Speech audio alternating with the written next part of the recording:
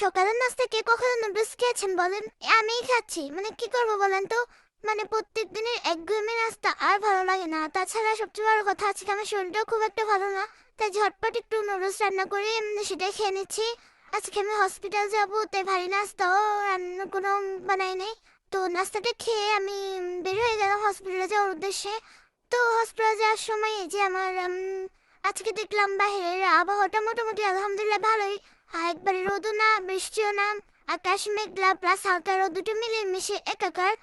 আজকে হয়তো আকাশের রোদ আর প্লাস হচ্ছে বৃষ্টির যে মেঘলা আবহাওয়া, দুজনে মনে আজকে বন্ধুত্ব পেতেছে, যার কারণে দুজনে আজকে আকাশে একসাথে বিরাজ করেছে। যেমন হালকা রোদও ছিল আবার হালকা মেঘলাও ছিল আকাশটা। যাই হোক, মজা করলাম।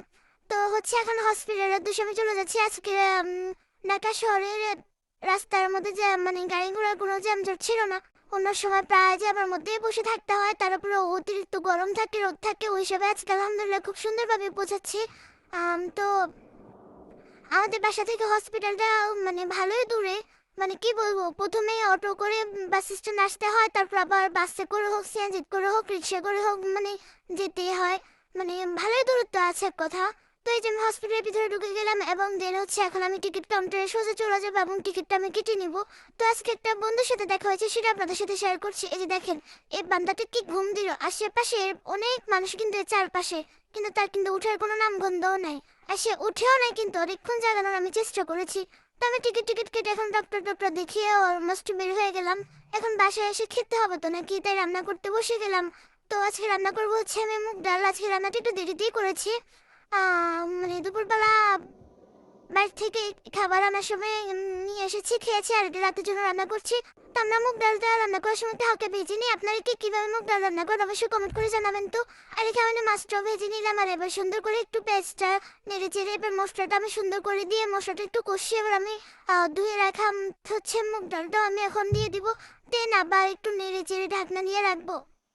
আরেকটা কথা, আমি তো অসুস্থ বললাম না, প্লিজ আমার জন্য সবাই আপনারা দোয়া করবেন, মন থেকেই দোয়া করবেন যেন আল্লাহ আমাকে তাড়াতাড়ি সুস্থ করে দেয়। আমার হাতে ব্যথা পেয়েছি আমি।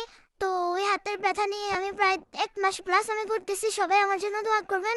আর এখানে আমার মশলাটা প্রায় কষানো টান, এবার আমি ডালটা সুন্দর করে দিয়ে দিলাম এবং এটাকে একটু নেড়েছিলাম, এখন ঢেকে দিয়ে এটাকে একটু কষিয়ে নেব। তরকারি যত কষাবেন ততই কিন্তু তরকারির স্বাদ বেড়ে যায় আমার মতে।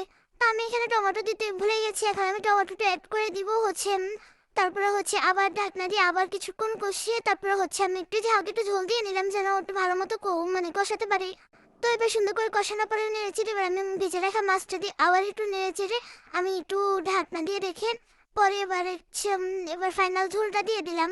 তো এরপরে হয়ে যাবে, কিন্তু একটু পরে কিন্তু টকবকটা ফুটতে ফুটতে আমার তরকারিটা হয়ে যাবে। এই যা, এবার ধনে পাতাটা দিয়ে দিলাম তরকারির মধ্যে। তরকারির মধ্যে ধনে পাতা দিলে কিন্তু তরকারি ফ্লেভারটা ভালোই আসে। তো আমরা কিন্তু ডালের মধ্যে হচ্ছে বাগার দিয়ে